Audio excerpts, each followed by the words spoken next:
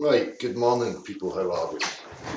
Happy Sunday and all that. I've got the holy jumper on, so say some prayers, or whatever you want. So, um, cheers to Nick Fouquet Word for covering this, or I would probably never have known about it. So again, what we're going to see here is another attempt at deception from dogmatic zealots who are hell-bent on maintaining a particular religious narrative, and they're now proposing flawed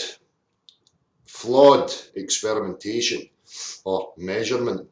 So I'm going to highlight exactly why it's flawed, and I'm going to propose yet again and make sure these globagandists hear this, and I encourage the whole world to contribute to this test, because what I'm going to offer is an actual tangible measurement, not a visible phenomena, no setting up trickery so that you can use optical phenomena to try and deceive people, because that's exactly what guys like Sly Sparkane are trying to do.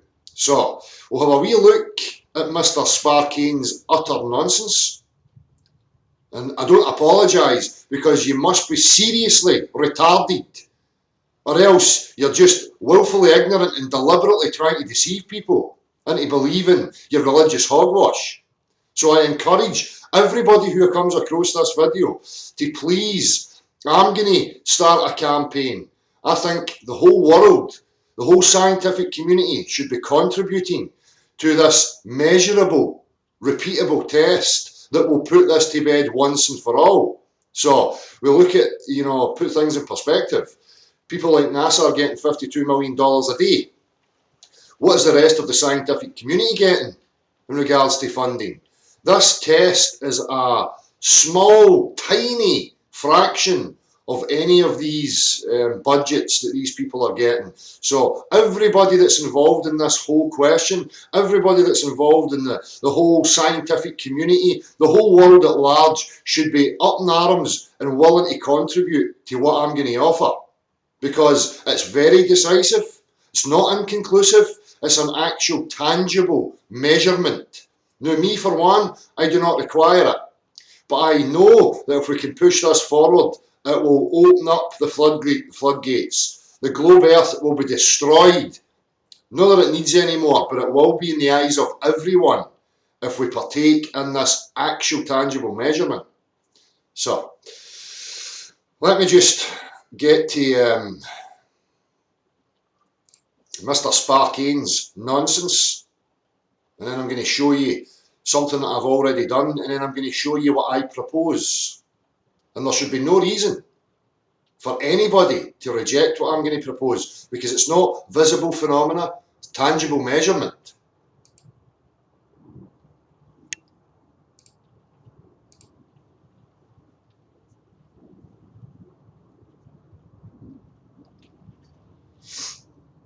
Then 100 meters from there, I will have a camera to look down the line of filled and connected tubes.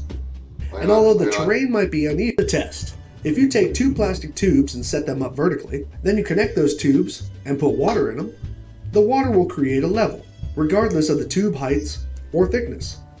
And the connecting tube can literally be at any angle. It can be bowed up, it can be bowed down. What you have to notice here when he's doing these diagrams is he's showing you a side-on view. This is a tangible geometry view. This is the kind of view you would use in actual engineering, understanding water levels and working on a plane surface. Okay, so that's what he's offering here, and then he's going to skip to a visible. Down, and even laid in several different directions. The water will remain level.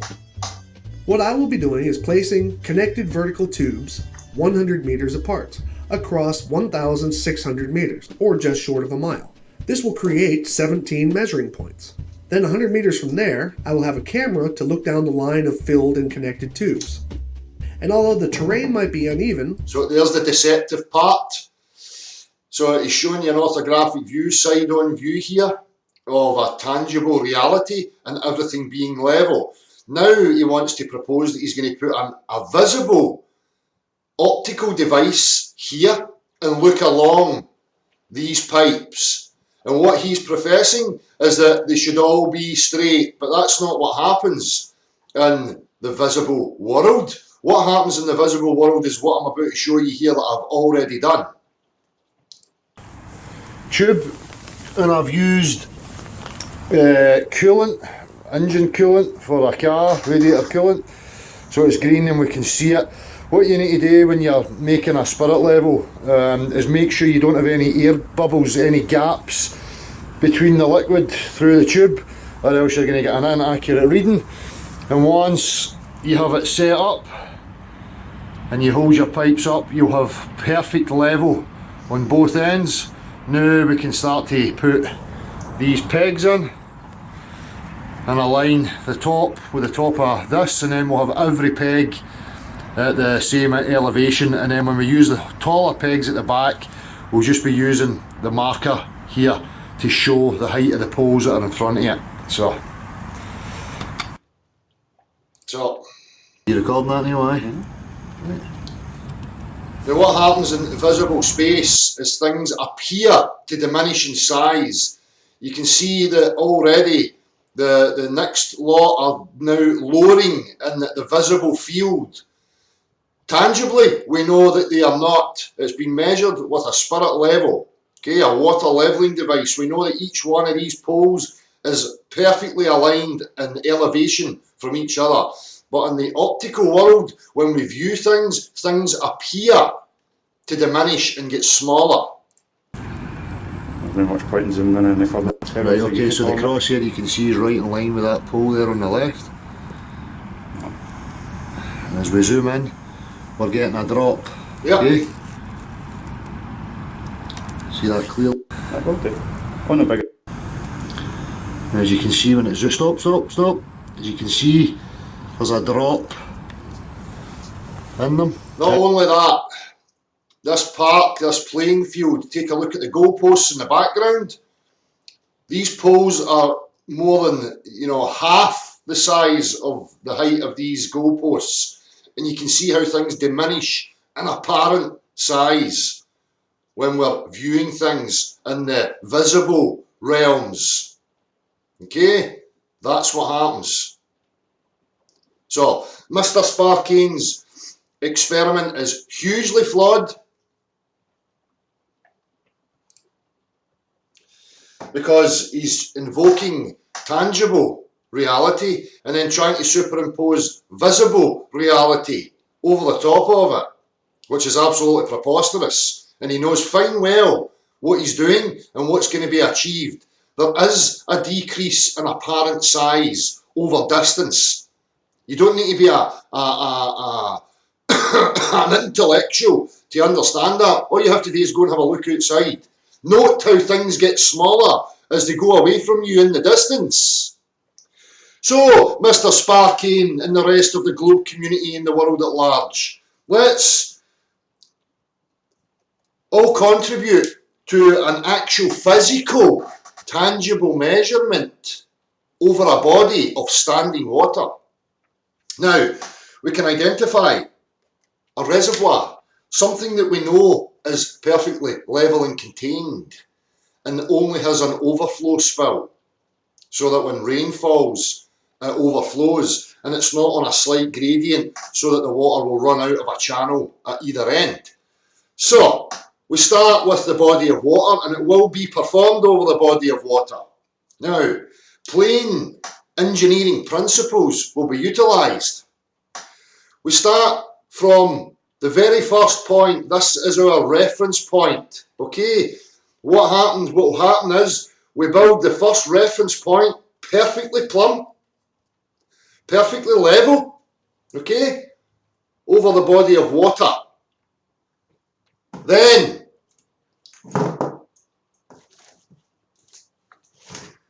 what we do is we now build blocks, okay, perfectly square to the first piece. Nothing to do with terrain underneath. This is the starting reference point. And I'm using Lego to just show the principle. It's as good as anything.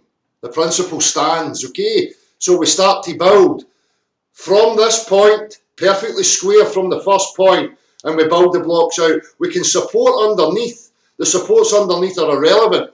They're only there to support the structure. What's important is that these blocks are square, perpendicular to this first starting point.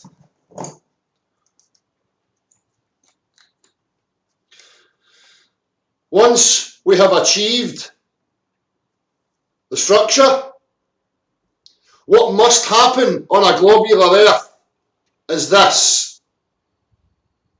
This gap between the bottom of the structure and the body of water must increase as we build from the very first plumb point. And what you should see is a tangible measurement from the last block to the surface of the water. That's tangible, that's quantifiable, actual measurement of substances. Not, oh, I'll build this and then I'll look along it so that the further it goes in the distance it appears to drop. No. Tangible measurement, Sly Sparse Kane and the rest of the Globe cult community. Stop being deceptive and trying to take people down a narrative or a path of absolute pseudoscience. You disingenuous little cretins. Okay? So, get on board with this because yours is flawed. Seriously flawed. This is not. Okay? There is no flaws to be had in this proposition. So if you're a scientist, you're a claimer of being objective and want resolve and to actually know what your reality is, this is the experiment you must partake in. So stop trying to take people's money for pseudoscience projects and so you can get a camera to try and deceive people. I don't take too kindly to people like you. I don't think you're that stupid. I think you're actively trying to deceive people. So, I shall await the response, and I'm going to keep hammering this, and I'm going to keep highlighting your disingenuousness and your dishonesty until you fold and you accept this proposition as being the only proposition to tangibly measure Earth's curvature, if it's really there. I know it's not there, and you know it's not there. That's why you will probably avoid this proposition, because it's flawless. Water must be bending. The gap must increase. Fact.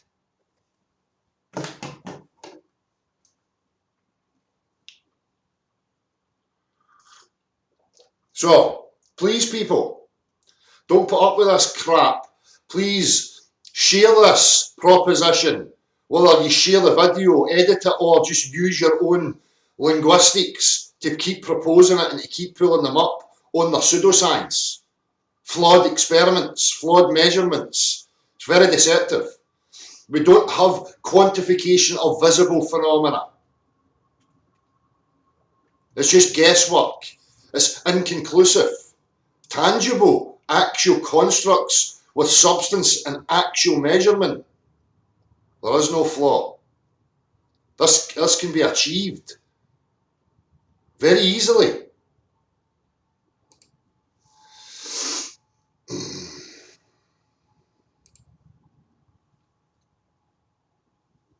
So,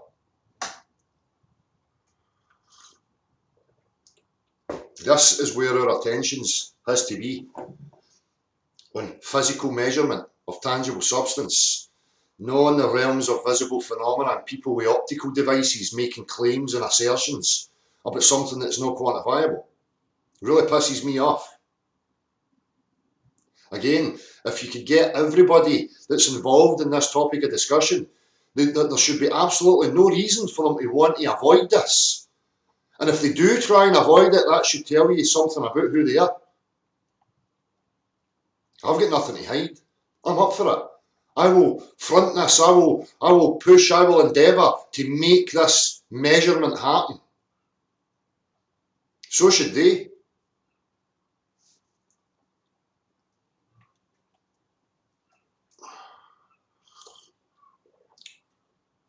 How far out do we build it? Well, Sly Sparse Kane's proposing a mile.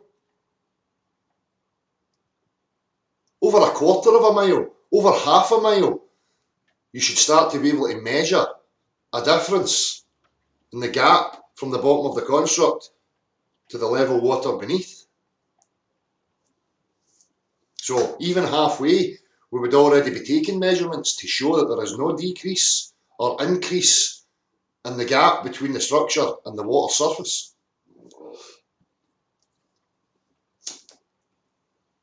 Never mind flight patterns. I'm not interested in flight patterns. We're talking about tangible measurement of the earth here and the substances on it.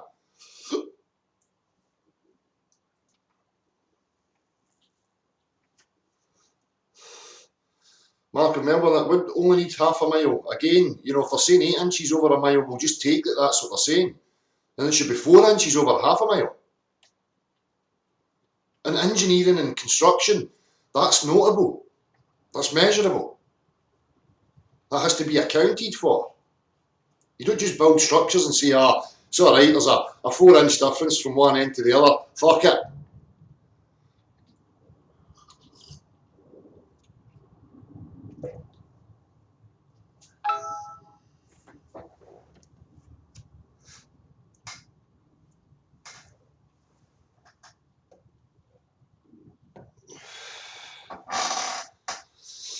Good. Okay, so people are sharing, right? Get it in their Discords. Get them known. Tell them to come here. There is no flaw with what I've proposed. We have the engineering skills to be able to achieve this that will give us tangible measurement.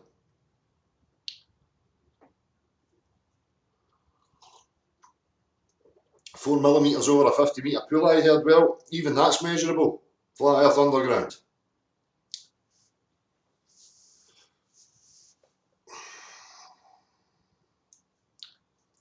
So, I hope you understand what's being proposed, people, and, you know, how useful and powerful this test would actually be. It's been heard, they've heard me saying this before and they'll avoid it. That's why people at Slicebar kind of trying to adapt it, utilise it and mix it up so they can start introducing their visible proofsies yet again. Never mind your visible camera stuff, son. Let's get the tools out. Let's actually measure the tangible substance. Don't let people donate to this guy. He's stealing your money and lying to you. He's a deceiver. And so is the rest of the crew. Anybody who goes against this proposition is a liar.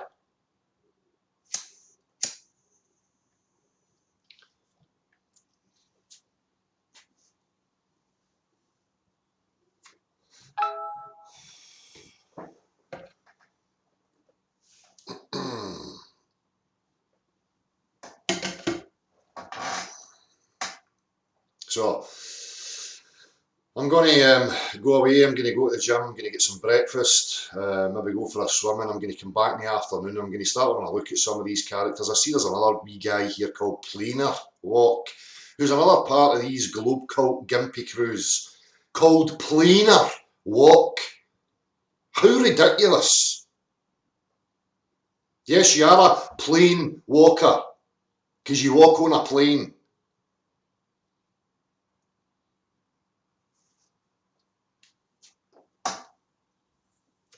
The test can be done over, you know, a reservoir, something that we know is steady, stable, and equal in every direction, that only has an overflow spill.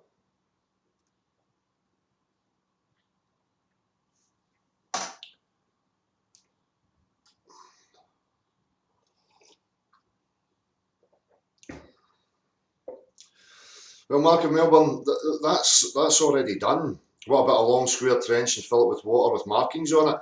You know, canals and reservoirs and bodies of water that are stored already utilise these principles. You know, again, I already know this.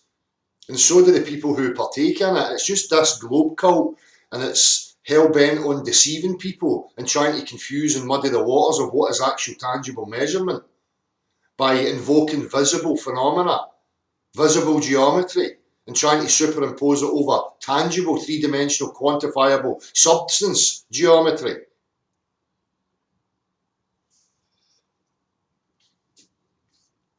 So I've already done it with a water levelling device and set the poles up perfectly aligned and level, and when you look along them, they appear to drop. That's exactly what he's going to try and achieve, so that he can say, look, it's curving. It's no. Go to any flat ground and look at something tall in the distance and notice that it's done at your eye level. So, is it curving away? No. It's an aspect of visible phenomena and how we perceive the world through our vision.